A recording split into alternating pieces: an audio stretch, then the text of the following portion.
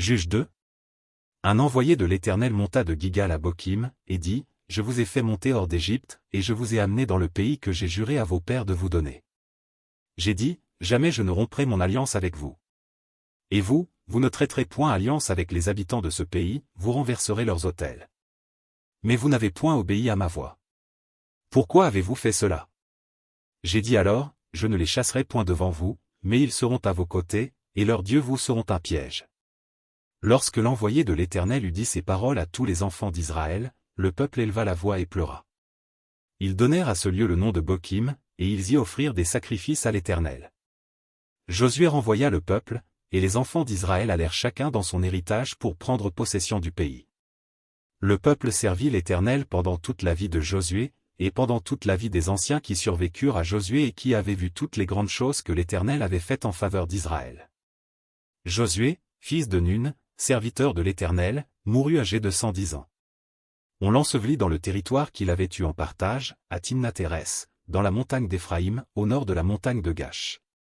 Toute cette génération fut recueillie auprès de ses pères, et il s'éleva après elle une autre génération, qui ne connaissait point l'Éternel, ni ce qu'il avait fait en faveur d'Israël. Les enfants d'Israël firent alors ce qui déplaît à l'Éternel, et ils servirent les Baals. Ils abandonnèrent l'Éternel, le Dieu de leur père, qui les avait fait sortir du pays d'Égypte, et ils allèrent après d'autres dieux d'entre les dieux des peuples qui les entouraient, ils se prosternèrent devant eux, et ils irritèrent l'Éternel. Ils abandonnèrent l'Éternel, et ils servirent Baal et les Astartés. La colère de l'Éternel s'enflamma contre Israël. Il les livra entre les mains de pillards qui les pillèrent, il les vendit entre les mains de leurs ennemis d'alentour, et ils ne purent plus résister à leurs ennemis. Partout où ils allaient, la main de l'Éternel était contre eux pour leur faire du mal, comme l'Éternel l'avait dit, comme l'Éternel le leur avait juré. Ils furent ainsi dans une grande détresse.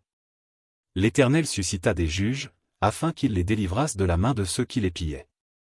Mais ils n'écoutèrent pas même leurs juges, car ils se prostituèrent à d'autres dieux, se prosternèrent devant eux. Ils se détournèrent promptement de la voie qu'avait suivie leur père, et ils n'obéirent point comme eux au commandement de l'Éternel. Lorsque l'Éternel leur suscitait des juges, l'Éternel était avec le juge, et il les délivrait de la main de leurs ennemis pendant toute la vie du juge, car l'Éternel avait pitié de leurs gémissements contre ceux qui les opprimaient et les tourmentaient.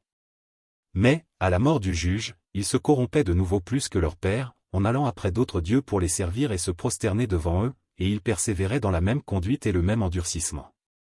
Alors la colère de l'Éternel s'enflamma contre Israël, et il dit, Puisque cette nation a transgressé mon alliance que j'avais prescrite à ses pères, et puisqu'ils n'ont point obéi à ma voix, je ne chasserai plus devant eux aucune des nations que Josué laissa quand il mourut.